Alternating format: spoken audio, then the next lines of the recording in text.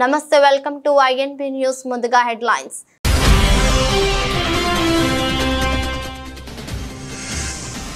విద్యుత్ శాఖపై ముఖ్యమంత్రి రేవంత్ రెడ్డి సమీక్ష హాజరైన ఉప ముఖ్యమంత్రి బట్టి విక్రమార్క సింగరేణి సీఎం డి బలరాం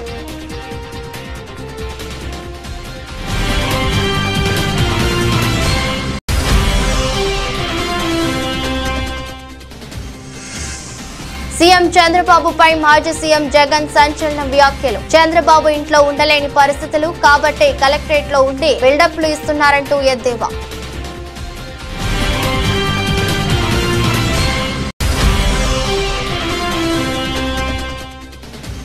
తెలంగాణ ఉద్యమకారుడు జాన్ వెస్లీ కుటుంబాన్ని పరామర్శించిన ఎమ్మెల్యే హరీష్ రావు తెలంగాణ ఉద్యమంలో చురుగ్గా పాల్గొన్న ఉద్యమకారుడు వెస్లీ అంటూ ప్రశంస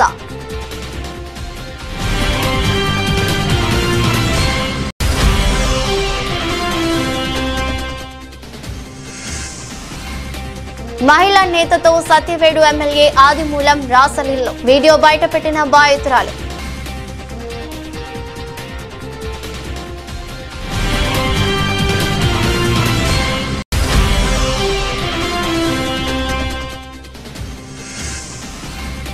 స్వర్ణంతో చరిత్ర సృష్టించిన హర్విందర్ సింగ్ భారత్ ఖాతాలో 24 మెడల్స్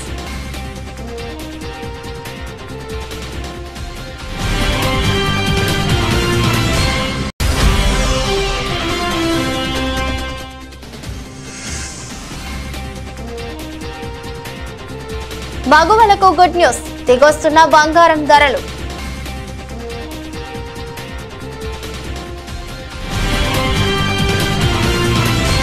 రాష్ట్రంలో ఒక్క నిమిషం కూడా కరెంటు పోకుండా చూడాలని సీఎం రేవంత్ రెడ్డి ఆదేశించారు విద్యుత్ సరఫరాలో అంతరాయాలు ఉండకూడదన్నారు తెలంగాణ ఒక బిజినెస్ హబ్ గా మారనుందని భవిష్యత్తు అవసరాలకు అనుగుణంగా విద్యుత్ అందుబాటులో ఉండేలా చూడాలని స్పష్టం చేశారు ఇందుకోసం ఐటీ పరిశ్రమల శాఖలతో సమన్వయం చేసుకుని కార్యాచరణ ప్రణాళికలను సిద్ధం చేసుకోవాలని నిర్దేశించారు బుధవారం ఆయన తన నివాసంలో విద్యుత్ శాఖపై సమీక్ష నిర్వహించారు ఈ సమీక్షలో ఉప ముఖ్యమంత్రి బట్టి విక్రమార్క ఇంధన శాఖ కార్యదర్శి రొనాల్డ్ రాస్ డిస్కంల సీఎండీలో Musharraf Ali Sharukhi Karnati Varun Reddy Singareni CMD N Balaram Transco JMD C Srinivas పాల్గొన్నారు ఈ సందర్భంగా సీఎం రేవంత్ రెడ్డి మాట్లాడుతూ రాష్ట్రంలో సౌర విద్యుత్ వినియోగం పెరిగేలా చర్యలు చేపట్టాలని డిమాండ్ కు అనుగుణంగా విద్యుత్ ఉత్పత్తి చేయడానికి అవసరమైన చర్యలు చేపట్టాలని ఆదేశించారు వివిధ శాఖల పరిధిలో వినియోగంలో లేని భూముల్లో సోలార్ ప్లాంట్లు ఏర్పాటు చేయాలన్నారు అటవీ భూముల్లో కూడా సోలార్ యూనిట్లు పెట్టాలని సూచించారు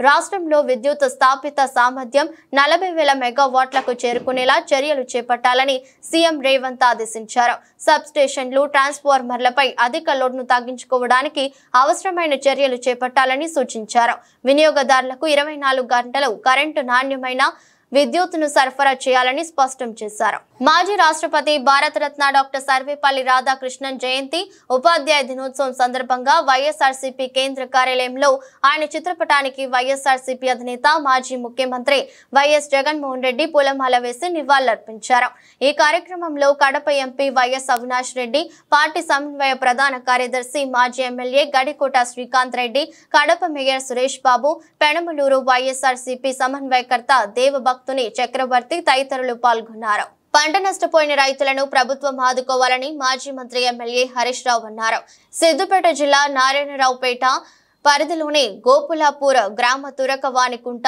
తెగి 12 ఎకరాలు నష్టం జరిగిందని తెలిపారు 2 ఎకరాలు నష్టం పోయిన రైతు దేవయ్య పంట పొలాన్ని హరీష్ రావు పరిశీలించారు ఆందోళన చెందొద్దు అండగా ఉంటానని వారికి భరోసానిచ్చి తక్షణ సహాయంగా 10,000 రైతుకు అందజేశారు వ్యవసాయ శాఖ ఇరిగేషన్ శాఖ ద్వారా సహాయం అందేలా చూస్తానని హామీ ఇచ్చారు అకాల వర్షాలకి గోపులాపూర్ మల్యాల జైకాపూర్ తదితర గ్రామాల్లో పంట నష్టం జరిగిందని దృష్టికి వచ్చిందని తెలిపారు సిద్దిపేట నియోజకవర్గంలో 700 ఎకరాల్లో పంట నష్టమైందని ప్రాథమిక అంచనాకు వచ్చినట్లు తెలిపారు సాగు చేసిన ప్రతి ఎకరానికి 30,000 రూపాయలు ఇసుక మేట వేసిన పొలం ఎకరానికి 50,000 ఇవ్వాలని తెలిపారు దీనిపై వెంటనే నివేదిక తయారు చేయాలని కలెక్టర్ కి వ్యవసాయ అధికారులను కోరినట్లు తెలిపారు వ్యవసాయ అధికారులు క్షేత్రస్థాయిలో పర్యటన చేసి నష్టపోయిన రైతుల వివరాలు సేకరించి ప్రభుత్వంకు నివేదిక పంపాలని సూచించారు 2 కిలోమీటర్ల మేర బైక్ ఫై పొలం గట్టుపై కాలినడకన రైతుల వద్దకు వెళ్లి భరోసానిచ్చారు. కష్టకాలంలో ఆపదలో మా దగ్గరికి వచ్చి అండగా ఉన్న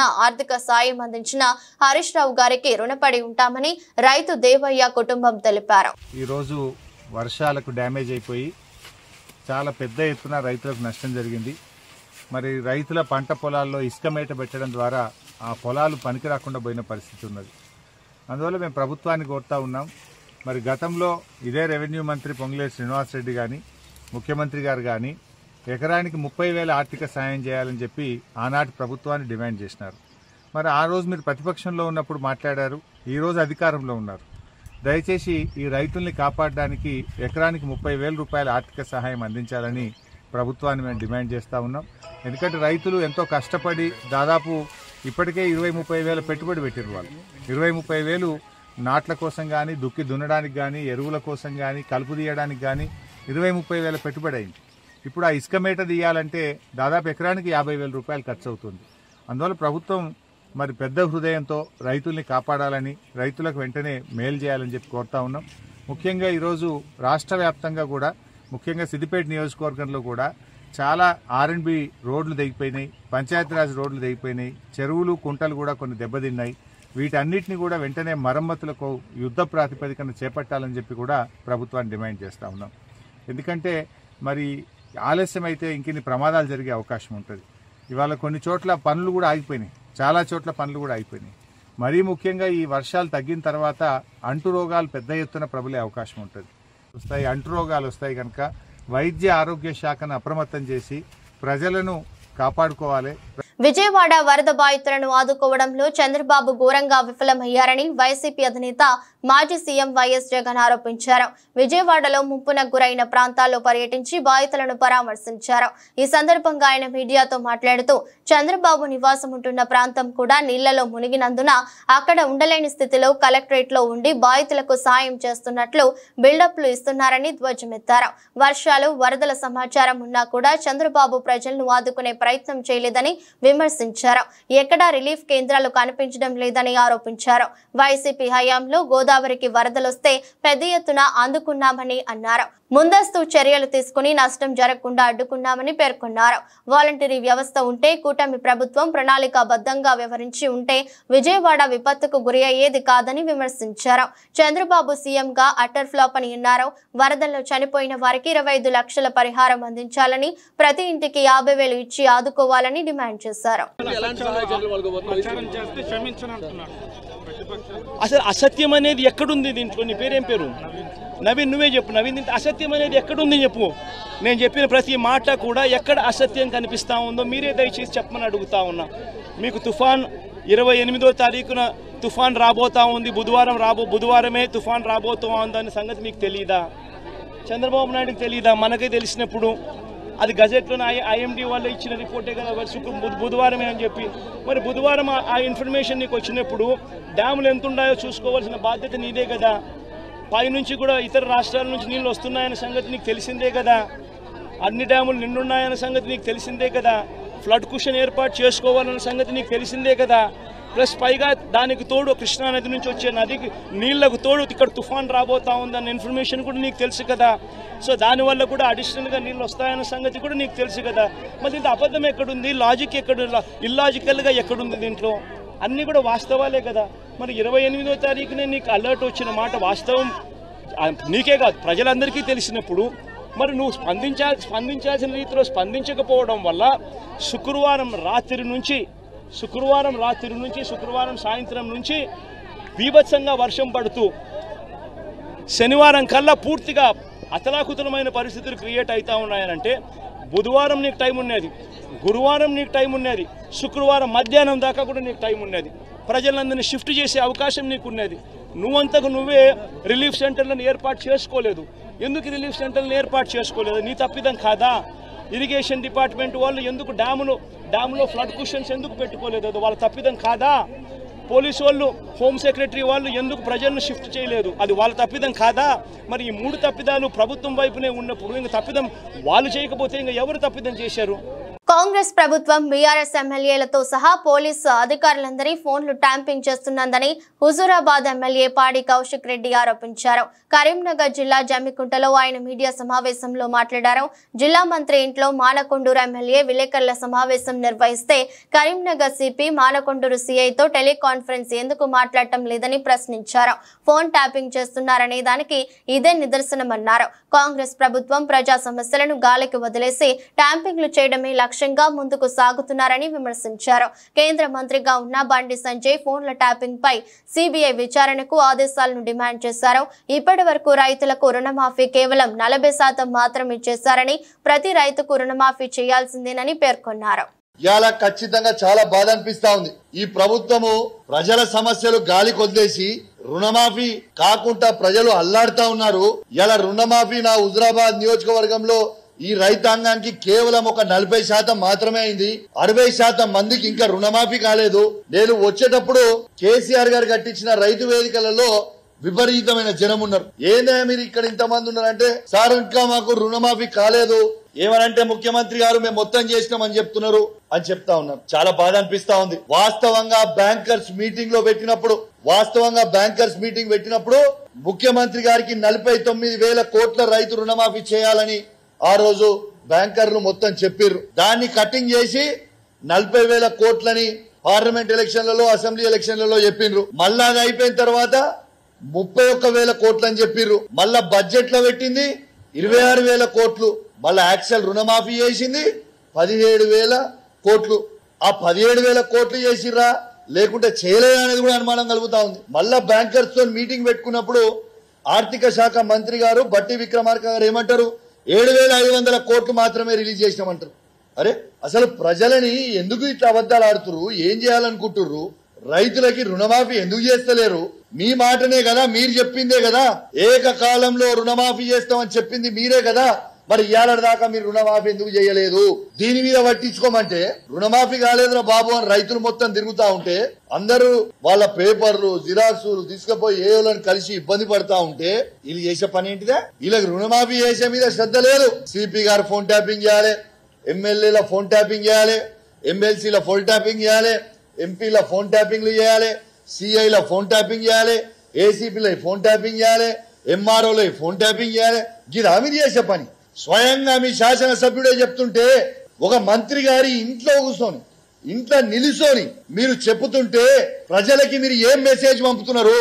మీరు ఇద్దరు పోయి ముఖ్యమంత్రి గారిని కలుస్తారని చెప్పి నిన్న శాసనసభ్యుడు ఏమని చెప్తారు? మేము ట్యాపింగ్ చేసినాం ఫోన్ అని చెప్తారా? ఏం చెప్తారు? You please answer. సిద్దిపేట జిల్లా కేంద్రంలోని ఎన్జీఓ భవన్ లో పబ్లిక్ సర్వెంట్ వెల్ఫేర్ అసోసియేషన్ ఆధ్వర్యంలో ఉత్తమ ఉపాధ్యాయులకు సన్మాన కార్యక్రమం నిర్వహించారు. కార్యక్రమంలో మాజీ మంత్రి స్థానిక ఎమ్మెల్యే తన్నీరు హరీష్ రావు పాల్గొని ఉత్తమ ఉపాధ్యాయులకు సన్మానం చేశారు. ఈ సందర్భంగా మాజీ మంత్రి హరీష్ రావు మాట్లాడుతూ గురు పూజోత్సవం సందర్భంగా ప్రతి ఉపాధ్యాయులకు శుభాకాంక్షలు తెలిపారు. సమాజంలో గురువు పాత్ర చాలా ప్రాముఖ్యమని కొనియాడారు. తల్లిదండ్రుల తరువాత వారితో సమానంగా గురువును పూజిస్తారన్నారు. విద్యా నైపుణ్యం పరంగా మాజీ రాష్ట్రపతి సర్వేపల్లి రాధాకృష్ణ ఎన్నో సంస్కరణ చేశారని పేర్కొన్నారు. సిద్దిపేట జిల్లాలో 10వ తరగతి పరీక్షల్లో ప్రథమ స్థానంలో నిలవడంతో ఉపాధ్యాయుల పాత్ర కీలకమన్నారు. అత్యధికంగా 119 నియోజకవర్గాలలో ఒక సిద్దిపేట నుంచి మాత్రమే 169 మంది బాసరకు సెలెక్ట్ అయ్యారని, ఈ ఘనత ఉపాధ్యాయులదేనన్నారు. రాబో రోజుల్లో ఉపాధ్యాయుల తరపున పాఠశాల స్కావెంజర్ సమస్యలపై పీఆర్సీ పైన మీ తరపున పోరాటం చేస్తామని హామీనిచ్చారు. ఉపాధ్యాయ దినోత్సవ సందర్భంగా మీ అందరికీ శుభాకాంక్షలు, అందరికీ చేసి నమస్కారం తెలియజేస్తాను. సమాజంలో గురువు యొక్క స్థానం అత్యంత గౌరవప్రదమైనటువంటిది. ఢిల్లీకి రాజైనా తల్లికి కొడుకే అన్నట్టు నువ్వు ఎంత పెద్దవాడివైనా ఒకరోజు విద్యార్థిగా ఒక గురువు దగ్గర నువ్వు శిక్షణ పొందిన వాడివి. ఆ గురువు యొక్క నేతృత్వంలోనే ఆ స్థాయికి ఎదిగినట్టు ఎవరు కూడా మర్చిపో. తల్లిదండ్రులు ఎంత గౌరవిస్తామో సమాజంలో గురువుల్ని కూడా అంతే గౌరవిస్తూ ఉంటారు. విదేశాల్లో పెద్ద పెద్ద ఉద్యోగాల్లో ఉన్నా, ఈ దేశంలో ఎంత పెద్ద ఉద్యోగాల్లో ఉన్నా సమాజంలో తమ గురువుగా కనబడగానే ఒక ఆత్మీయత, ఒక ప్రేమ, పెదవుల మీద చిరునవ్వు, ఎంతో గౌరవాన్ని వాళ్ళు ఎంత పెద్ద స్థాయిలో ఉన్నా గురువు గారికి మాత్రమే ఆ స్థానం అవకాశం ఇవ్వలేదు. నిజంగా మన సిద్దిపేటలో కూడా మీరందరూ ప్రభుత్వ ఉపాధ్యాయులే. ఎందుకంటే మా భవన్ ప్రభుత్వ ఉద్యోగులను, ప్రభుత్వ ఉపాధ్యాయులను సన్మానించే కార్యక్రమం పెట్టారు. భవన్ యొక్క ఉద్దేశం ఏంటంటే ప్రభుత్వంలో బాగా పనిచేసే వాళ్ళను ప్రోత్సహించాలి, భుజం తట్టాలి. వాళ్ళ వెన్ను తట్టే ఇంకా ప్రభుత్వంలో పేద విద్యార్థులు చదువుతారు, బలహీన వర్గాలు, దళిత గిరిజన వర్గాల పిల్లలు ఉంటారు. అటువంటి పిల్లలకు మంచి చదువు చెప్పి మీరు చదివిస్తున్నారు కనుక మిమ్మల్ని గౌరవించడం ద్వారా. మంగళగిరిలోని టీడీపీ ప్రధాన కార్యాలయంపై దాడి కేసులో వైసీపీ నేత బాపట్ల మాజీ ఎంపీ నందిగం సురేష్ ను పోలీసులు అదుపులోకి తీసుకున్నారు. హైదరాబాద్ లో ఉన్న ఆయనను అరెస్ట్ చేసి ఏపీకి తరలిస్తున్నట్లు సమాచారం. కాగా ఈ కేసులో ముందస్తు బెయిల్ కోసం సురేష్ దాఖలు చేసిన పిటిషన్ ను హైకోర్టు కొట్టివేసిన విషయం తెలిసిందే. దీంతో తుళ్లూరు పోలీసులు సురేష్ ను అరెస్ట్ చేసేందుకు ఉద్దండ రాయనపాలెంలోని ఆయన నివాసానికి వెళ్లారు. అయితే అరెస్టుపై సమాచారంతో ఆయన తన ఫోన్ స్విచ్ ఆఫ్ చేసి అజ్ఞాతంలోకి వెళ్లిపోయారు. దాంతో పోలీసులు కొంతసేపటి వరకు వేచి చూసి అక్కడి నుంచి వచ్చేశారు. ఆ తర్వాత సెల్ ఫోన్ సిగ్నల్స్ ఆధారంగా సురేష్ బుధవారం ఉదయం నుంచి ఎక్కడ ఉన్నారో పోలీసులు విచారణ చేపట్టారు. దాంతో పోలీసులకు ఆయన హైదరాబాద్ నుంచి పారిపోయేందుకు ప్రయత్నిస్తున్నట్లు తెలిసింది. వెంటనే హైదరాబాద్ వెళ్లిన ప్రత్యేక బృందం సురేష్ ను అదుపులోకి తీసుకున్నట్లు సమాచారం. తెలంగాణ ఉద్యమకారుడు, విశ్రాంత ఉపాధ్యాయులు జాన్ వెస్లీ ఇటీవల గుండెపోటుతో మృతి చెందగా సిద్దిపేట రూరల్ మండలం రావురూకుల గ్రామంలోని వారి స్వగ్రామంలో ఆయన కుటుంబాన్ని మాజీ మంత్రి ఎమ్మెల్యే హరీష్ రావు పరామర్శించారు. జాన్ వెస్లీ మృతి పట్ల తీవ్ర దిగ్భ్రాంతి వ్యక్తం చేశారు. ఈ సందర్భంగా హరీష్ రావు మాట్లాడుతూ ఉపాధ్యాయునిగా తన ఉద్యోగ ధర్మంతో పాటు సామాజిక సేవలో భాగస్వామ్యం అయ్యేవాడని, పేదలకు సేవ చేయడంలో ముందున్నారని, సేవకు మారుపేరుగా నిలిచారని తన సేవలను కొనియాడారు.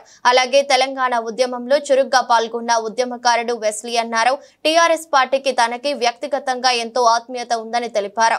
ఆయన మృతి బాధాకరమని, కుటుంబానికి అన్ని విధాల అండగా ఉంటానని భరోసా ఇచ్చారు.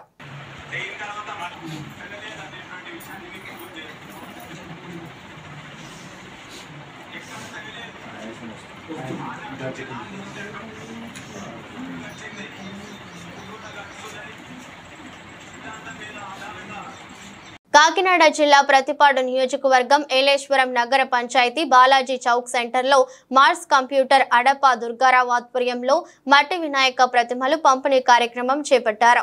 ఈ కార్యక్రమానికి ముఖ్య అతిథులుగా sub inspector Ramalingeswararao, degree college అధ్యాపకులు ప్రయాగమూర్తి ముఖ్య అతిథులుగా హాజరయ్యారు. ఈ సందర్భంగా వినాయక మట్టి ప్రతిమలు ఎస్ఐఎన్ రామలింగేశ్వరరావు చేతుల మీదుగా పంపిణీ చేపట్టారు. ఈ సందర్భంగా మీడియాతో మాట్లాడుతూ ముందుగా వినాయక చవితి శుభాకాంక్షలు తెలియజేశారు. గత 12 సంవత్సరాలుగా మార్స్ కంప్యూటర్స్ అధినేత అడప దుర్గారావు ఉచితంగా మట్టి వినాయక ప్రతిమలు పంపిణీ చేస్తూ పర్యావరణ పరిరక్షణ దిశగా పాటుపడుతున్న దుర్గారావు అభినందించారు. ముందుగా మొత్తం ఏలేశ్వరం పట్ల ప్రజలందరికీ కూడా రాబోయే వినాయక చవితి శుభాకాంక్షలు తెలుపుకుంటున్నాం. మా పోలీస్ శాఖ తరఫున మా ఎస్పీ గారి ఆధ్వర్యంలో, ఈ పోలీస్ శాఖ ఆధ్వర్యంలో వచ్చే వినాయక చవితి ఉత్సవాలు బందోబస్తు ప్రకారం, ఎవరి అనుమతుల ప్రకారం వాళ్ళు జరుపుకోవాల్సిందిగా కోరుకుంటున్నాం. మరీ ముఖ్యంగా ఈ కార్యక్రమం మార్స్ దుర్గారావు గారి ఆధ్వర్యంలో మట్టి వినాయకులు పంపిణీ చేయడం జరిగింది. ఈ మట్టి వినాయకులు పంపిణీ చేయడంలో ముఖ్య ఉద్దేశం ఏంటంటే, ఒకవైపు కాలుష్యం పెరిగిపోతుంది, ప్లాస్టర్ ఆఫ్ ప్యారిస్ విగ్రహాలు తయారీ ఇవన్నీ జరుగుతున్నాయి. ఇవన్నీ కూడా నిషేధించడంలో భాగంగా ఇటువంటి మంచి కార్యక్రమాలు గత 12 సంవత్సరాల నుండి ఏలేశ్వరం పట్టణంలో జరగడం ఎంతో శుభపరిమాణం. దీనిలో భాగంగా కాలుష్యం నివారించవచ్చు. అలాగే మెయిన్ వాటర్ కల్తీ అయిపోయే అవకాశం ఎక్కువ ఉంది కాబట్టి దాన్ని నివారించడంలో ముఖ్య ఉద్దేశంగా ఈ మట్టి వినాయక విగ్రహాలు పంపిణీ చేయడం జరుగుతుంది. మార్స్ కంప్యూటర్స్కి మా పోలీస్ శాఖ తరఫున ముందుగా శుభాకాంక్షలు తెలుపుకుంటున్నాం. భూపాలపల్లి పట్టణంతో పాటు రూరల్ మండలంలోని వివిధ గ్రామాలకు చెందిన మొత్తం 62 మంది లబ్ధిదారులకు కళ్యాణ్ లక్ష్మి షాదీ ముబారక్ చెక్కులను భూపాలపల్లి ఎమ్మెల్యే గండ్ర సత్యనారాయణరావు పంపిణీ చేశారు. అనంతరం ఎమ్మెల్యే మీడియాతో మాట్లాడుతూ పేద ప్రజలకు ఎంతో అండగా కళ్యాణ్ లక్ష్మి పథకం నిలుస్తుందని తెలిపారు. ఈ పథకం ప్రజా ప్రభుత్వంలో నేరుగా లబ్ధిదారులకే సంక్షేమ పథకాలు అందుతుందన్నారు. కళ్యాణ్ లక్ష్మి షాదీ ముబారక్ పథకంతో రాష్ట్రంలోని ఎంతో మంది పేద, నిరుపేద కుటుంబాలకు ఆడపిల్లల పెళ్లిళ్లకు భారం తగ్గిందని గుర్తు చేశారు. ఎన్నికల ముందు ఇచ్చిన హామీ మేరకు అధికారంలోకి వచ్చిన వెంటనే మహిళలకు ఆర్టీసీ బస్సులలో ఉచిత ప్రయాణాన్ని కల్పించినట్లు ఎమ్మెల్యే సందర్భంగా గుర్తు చేశారు. ప్రభుత్వం ద్వారా ఇచ్చే సబ్సిడీ గ్యాస్, రేషన్ కార్డులు, ఇండ్ల స్థలాలను కూడా మహిళల పేర్ల మీదనే పంపిణీ చేస్తామన్నారు. ప్రజాపాలన ద్వారా వచ్చిన దరఖాస్తులను పరిశీలించి అర్హులందరికీ ప్రభుత్వ సంక్షేమ పథకాలను అందిస్తామని ఎమ్మెల్యే స్పష్టం చేశారు. పథకాన్ని అమలు చేశాం. పేదవాళ్లకు వైద్యం కొరకి 200 యూనిట్ల కరెంటును కూడా ఉచితంగా అమలు చేస్తున్నాం. 500కు వంట గ్యాస్ సిలిండర్ ఇస్తున్నాం. రైతాంగానికి 31,000 కోట్లు రుణమాఫీ చేశాం. ఇంకా రైతులకు చాలా మందికి రుణమాఫీ జరగలేదు. వాళ్ళందరికీ కూడా వ్యవసాయాధికారులతో మండలంలో ఉన్న వ్యవసాయాధికారికి, జిల్లాధికారికి రిపోర్ట్ చేస్తే అవి కూడా తీసుకొని మాఫీ చేస్తాం. ఇంకా జీరో బిల్లు ఎవరికైతే వర్తిస్తలేదో మున్సిపాలిటీ అయితే కమిషనర్ ఆఫీస్ పోయి దరఖాస్తు చేసుకోండి. మండల పరిషత్ ఆఫీస్ అయితే రూరల్ మండలాల్లో అయితే రూరల్ మండల ఎంపీడీఓ ఆఫీస్ పోయి నమోదు చేసుకుంటే అవి వాటికి కూడా వర్తించే విధంగా ఈ ప్రభుత్వం వెసులుబాటు కల్పించింది. పేదలకు ఇందిరమ్మ ఇండ్లు కూడా కట్టించబోతున్నాం. 4.5 లక్షల ఇండ్లు. ఆంధ్రప్రదేశ్ సత్యవేడు నియోజకవర్గం టీడీపీ ఎమ్మెల్యే కోనేటి ఆదిమూలం తనను లైంగికంగా వేధించాడంటూ టీడీపీ మహిళా నేత ఒకరు గురువారం మీడియా ముందుకు వచ్చారు. తిరుపతిలోని ఓ హోటల్లో ఎమ్మెల్యే తనపై జరిపిన వేధింపులకు సంబంధించిన వీడియోను బయటపెట్టింది. దీనిపై ఏపీ సీఎం టీడీపీ జాతీయ అధ్యక్షుడు చంద్రబాబుకు ఫిర్యాదు చేసింది. సీఎంకు రాసిన లేఖను మీడియాకు విడుదల చేసింది. ఎమ్మెల్యే ఆదిమూలం బెదిరింపులతో జూలై 6న తిరుపతిలోని భీమాస్ ప్యారడైజ్ హోటల్ కు వెళ్లానని బాధితురాలు తెలిపింది. రూమ్ నంబర్ 109లో సాయంత్రం 4 గంటలకు ఆదిమూలం తనపై అఘాయిత్యం చేశాడని, మళ్లీ జూలై 17న అదే హోటల్ కు రమ్మన్నాడని చెప్పింది. ఈసారి రూమ్ నంబర్ 105లో మధ్యాహ్నం 3 గంటలకు మరోమారు అఘాయిత్యం చేశాడని తెలిపింది. ఆ తర్వాత అర్ధరాత్రి, అపరాత్రి అని చూడకుండా ఎమ్మెల్యే తనకు ఫోన్ చేయడం మొదలు పెట్టాడని బాధితురాలు పేర్కొంది. ఈ ఫోన్ కాల్స్ పై తన భర్త నిలదీయడంతో జరిగిన విషయాన్ని బయట పెట్టానని తెలిపింది. ఎమ్మెల్యే అయిన తర్వాత భీమాస్ ప్యారడైస్ తిరుపతికి రావాలని చెప్పి కోరగా, నేను ఎమ్మెల్యే గారు ఏదో అర్జెంటుగా రమ్మంటా ఉన్నాడని చెప్పి నేను కార్ బుక్ చేసుకొని అక్కడికి వెళ్ళడం జరిగింది. రూమ్ నెంబర్ 109 జూలై 6వ తారీఖు రోజు నేను అక్కడికి వెళ్ళడం జరిగింది. అక్కడ ఎవరూ లేదు, ప్రశాంతంగా ఉండింది. ఎమ్మెల్యే గారు మాత్రమే రూమ్లో ఉన్నారు. నేను వెంటనే రూమ్లోకి వెళ్ళడం నా పైన బలాత్కారానికి పాల్పడిన తర్వాత నేను అతనికి లొంగిపోవడం జరిగింది. జరిగిన తర్వాత ఈ విషయం ఎక్కడైనా బయట చెప్పావంటే నేను చంపేస్తాను, నీ కుటుంబాన్ని చంపేస్తాను అని చెప్పి బెదిరించడం జరిగింది. అందువల్ల నేను ఎవరికి చెప్పుకోకుండా నేను సైలెంట్గా ఉండిపోయాను. మళ్ళీ ఇంకొకసారి ఫోన్ చేసి నువ్వు కానీ రాలేదంటే నేను మళ్ళీ నీ కుటుంబాన్ని, నీ భర్తని చంపేస్తానని చెప్పి నన్ను బెదిరించడం జరిగింది. బెదిరించడం ద్వారా నేను మళ్ళీ అక్కడికి భీమాస్ ప్యారడైస్కి వెళ్ళడం జరిగింది. వెళ్ళిన తర్వాత నేను పూర్తిగా ఆయన్ని అవాయిడ్ చేస్తూ వచ్చాను. నేను అవాయిడ్ చేశానని తెలుసుకున్న అతను నాకు పదే సైకోలాగా నిమిషానికి ఒకసారి ఫోన్ చేయడం జరిగింది. అది గుర్తించిన నా భర్త, ఎమ్మెల్యే నీకు ఎందుకైతే ఇన్నిసార్లు కాల్ చేస్తున్నాడని చెప్పి నా మొబైల్ ఇంచేసి నన్ను కొట్టడం, నన్ను బెదిరించడం చాలా చేశాడు. చేసిన తర్వాత నేను ఆ బాధను భరించలేకుండా నాకు జరిగిన బాధని నేను ఆయనతో వివరించడం జరిగింది. వివరించినప్పుడు నా భర్త, ఇలానే నీకే జరిగిందా, చాలామందికి జరిగిందా అన్నప్పుడు, చాలా మహిళలు, గవర్నమెంట్ ఎంప్లాయీస్ కూడా ఉన్నారు ఇందులో, మహిళలు చాలామంది బలైపోతున్నారు చెప్పాను. నేను చెప్పినప్పుడు ఆయన సూచించాడు నన్ను, ఈ చాలామంది మహిళల్ని కాపాడుకొని మనం బ్రతకాలి, మనం కాపాడుకోవాలని చెప్పి ఆయన నాకు ఒక పెన్ కెమెరాని అరేంజ్ చేసి ఇవ్వడం జరిగింది. జరిగిన తర్వాత ఆగస్టు 10వ తారీఖు భీమాస్ ప్యారడైస్కు 1:30 వెళ్ళడం జరిగింది. అక్కడ జరిగిన కామ క్రీడలను నేను రికార్డ్ చేసుకొని తీసుకొచ్చి నా భర్తకి ఇవ్వడం జరిగింది. అటు తర్వాత నేను మంగళగిరి పార్టీ ఆఫీస్ గారికి, పెద్దబాబు గారికి, చిన్నబాబు గారికి ఇద్దరికి నేను తెలియజేయడం జరిగింది.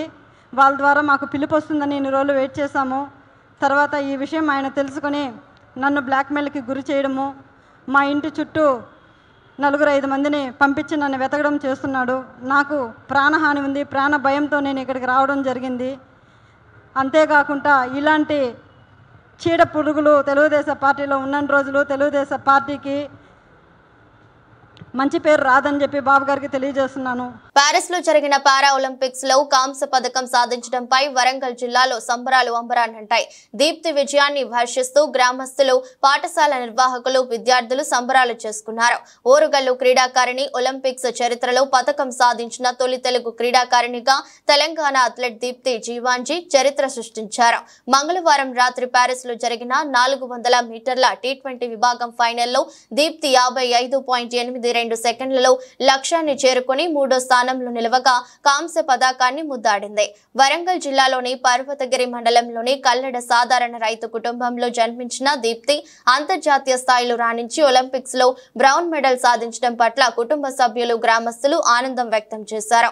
అంతర్జాతీయ స్థాయిలో పారా ఒలింపిక్స్ లో ప్రతిభ కనపరిచి దేశానికి పేరు తెచ్చిన తమ కూతురిని ప్రభుత్వం గుర్తించి ఆర్థికంగా నిలదొక్కునేలా సహకరించాలని ఈ సందర్భంగా దీప్తి తల్లిదండ్రులు, గ్రామస్తులు కోరారు.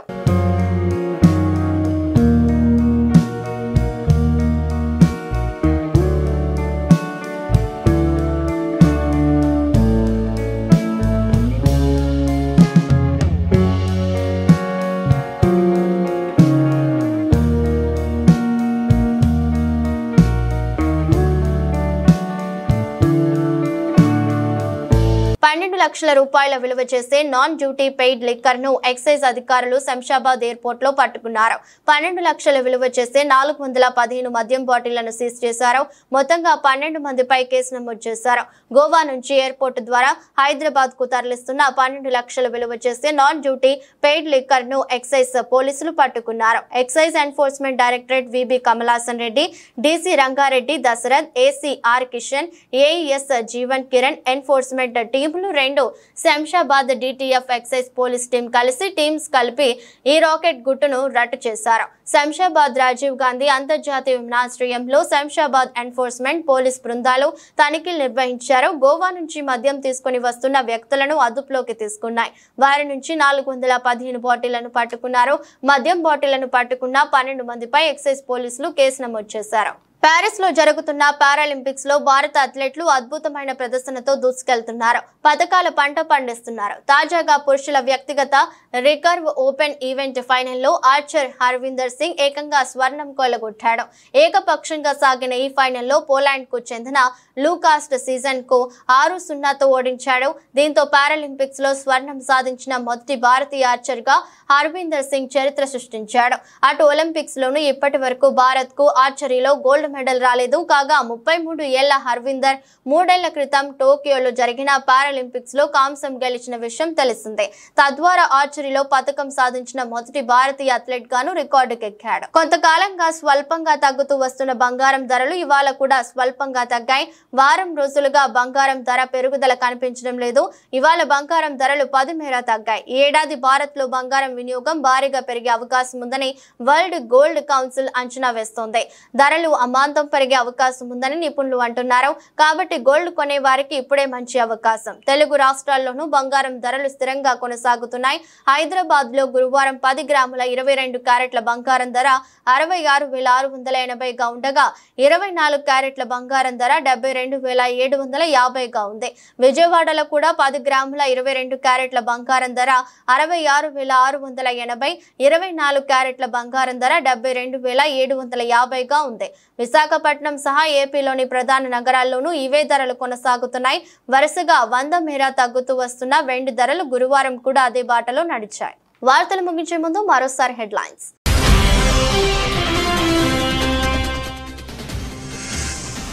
విద్యుత్ శాఖపై ముఖ్యమంత్రి రేవంత్ రెడ్డి సమీక్ష. హాజరైన ఉప ముఖ్యమంత్రి బట్టి విక్రమార్క, సింగరేణి సీఎం డి బలరాం.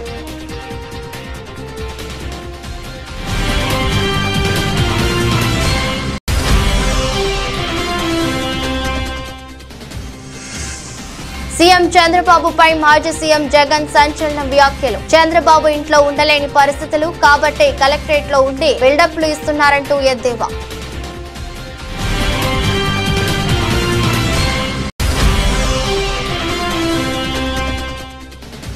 తెలంగాణ ఉద్యమకారుడు జాన్ వెస్లీ కుటుంబాన్ని పరామర్శించిన ఎమ్మెల్యే హరీష్ రావు. తెలంగాణ ఉద్యమంలో చురుగ్గా పాల్గొన్న ఉద్యమకారుడు వెస్లీ అంటూ ప్రశంస.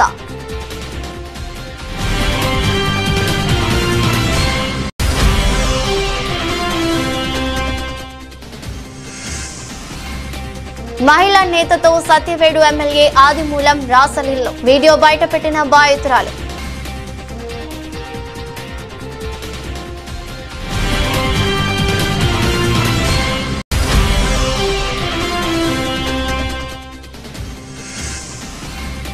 స్వర్ణంతో చరిత్ర సృష్టించిన హర్విందర్ సింగ్, భారత్ ఖాతాలో 24 మెడల్స్.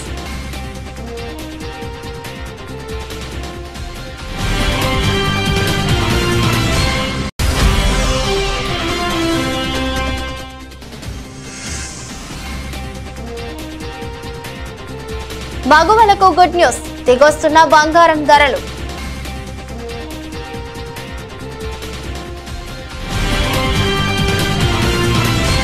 ఇదరస్ట్ బులెటిన్ మరో బులెటిన్లో మళ్ళీ కలుద్దాం. అంతవరకు సెలవు, నమస్కారం.